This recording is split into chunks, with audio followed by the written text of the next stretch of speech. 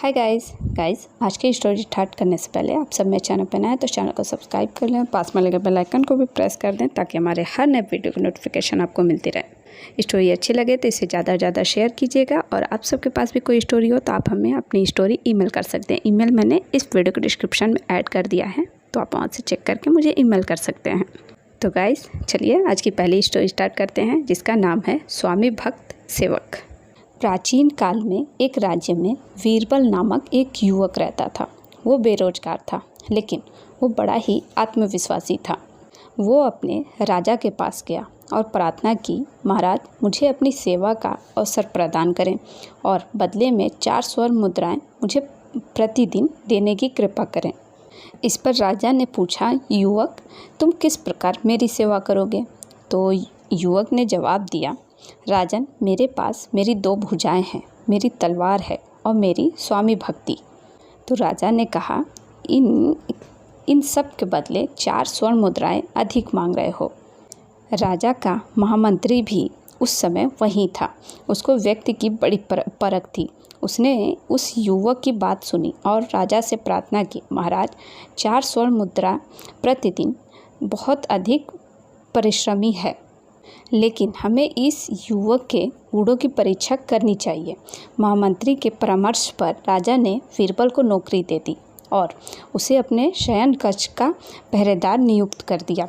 बीरबल रात को राजा के शयन कक्ष पर पहरा देता और दिन में अपने घर चला जाता। घर में उसकी पत्नी और उसका एकमात्र पुत्र था।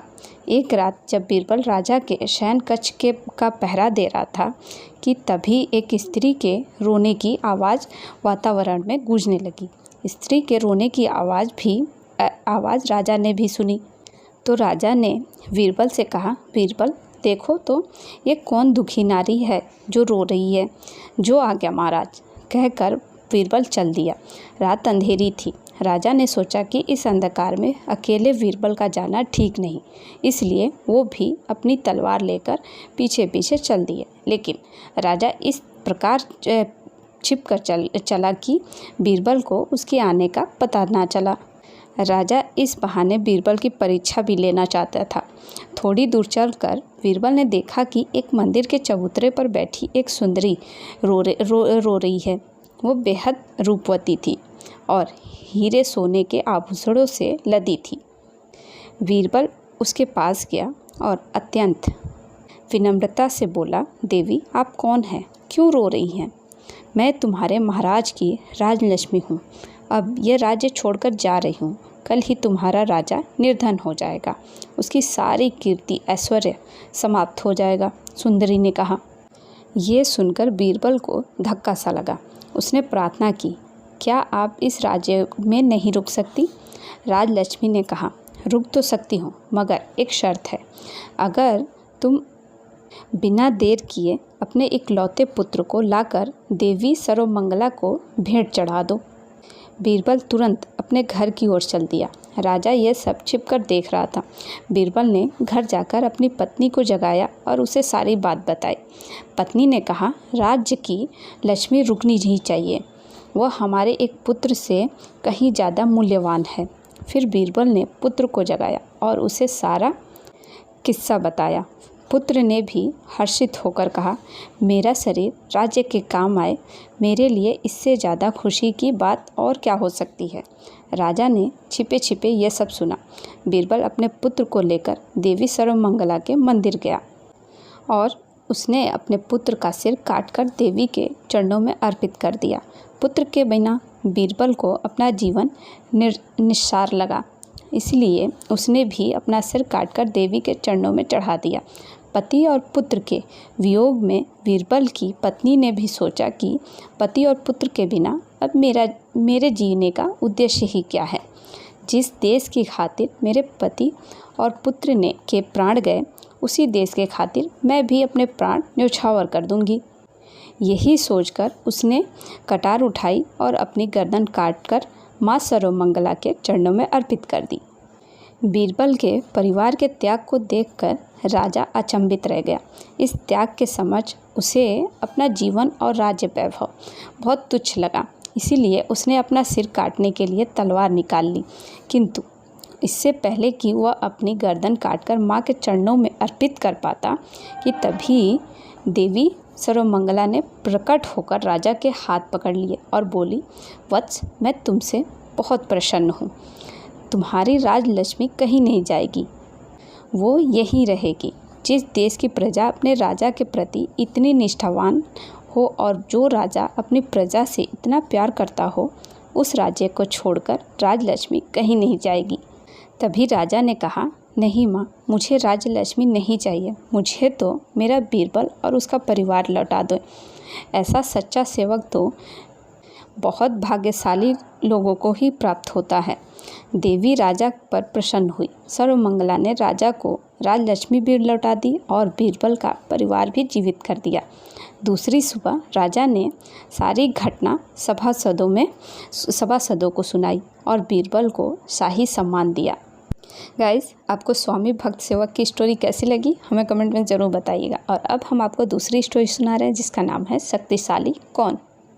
एक बार वायु को अपनी ताकत पर घमंड हो गया कि जब मैं क्रोधित होकर चलता हूँ तो पृथ्वी पर हाहाकार मचा देता हूँ, मैं बहुत शक्तिशाली हूँ। यही बात एक दिन उसने सूर्य से कही। सूर्यदेव, मेरा ख्याल है कि मैं आपसे भी ज़्यादा शक्तिशाली हूँ। जब मैं पूरे वेग से चलता हूँ तो हरे भरे वृक्ष को उखाड़ फेंकता हूँ और गरीबों के झोपड़ों को तो मैं तिनकों की तरह उड़ा ले जाता हूँ। तुम शक्तिशाली हो, इसमें कोई शक नहीं है, लेकिन मुझसे शक्तिशाली नहीं हो। इस बात को लेकर सूर्य और वायु में बहस होने लगी। तभी नारद वहाँ आए और विवाद का कारण पूछा। तब सूर्य ने उन्हें पूरी बात बताई। अभी उनका विवाद चल ही रहा था कि तभी नारद जी की नज़र एक व्यक्ति पर पड़ी जो शाल लपेटे जा रहा था। नारद जी बोले, इसका फैसला अभी हो जाता है। तुम दोनों में से जो भी उस आदमी के शरीर से 5 घड़ी में साल उतार देगा वही शक्तिशाली है। वायु, पहले तुम प्रयास करो। वायु को तो आदेश मिलने की देर थी। उसने सूर्य से कहा कि आप 5 घड़ी के लिए किसी बादल को ओढ़ लें और छिप जाएं। सूर्य तत्काल एक बादल के टुकड़े की ओर में छिप गए। फिर वायु अपनी पूरी शक्ति से बहने लगा।